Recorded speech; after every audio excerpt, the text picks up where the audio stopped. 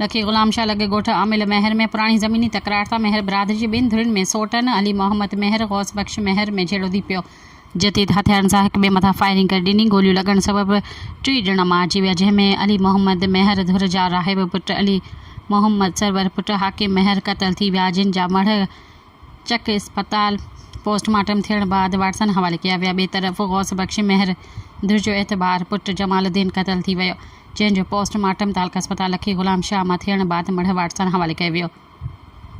ॿिन्ही धुरियुनि जा मढ़ ॻोठ आमिल महर पहुचण ते घर भातियुनि में कोहराम अची वियो, जॾहिं त अली मोहम्मद महर जी धुर जूं वधीक 3 औरतूं ज़ख़्मी थी पयूं आहिनि। होॾां गौस बख्श महर जे धुर जा मासूम नींगर समेत 3 औरतूं ज़ख़्मी थी पयूं। पीर बख्श उर्फ़ पीरो पुट जमालुद्दीन महर, शौकत पुट पीर बख्श उर्फ़ पीरो महर ज़ख़्मी थी पिया आहिनि। मजमूई तौर ते ॿिन्ही धुरियुनि जा मर्द ऐं औरतूं समेत 8 ॼणा ज़ख़्मी थी पिया आहिनि, जिन खे मुख़्तलिफ़ अस्पतालुनि ॾांहुं मुंतक़िल कयो वियो आहे। ज़ख़्मी नींगरी शैनिला अलीअ जी हालत नाज़ुक ॿुधाई पई वञे ऐं टिन्हिनि मारिजी वियलनि जा लाश पोस्टमार्टम बाद वाटसन हवाले कया विया आहिनि।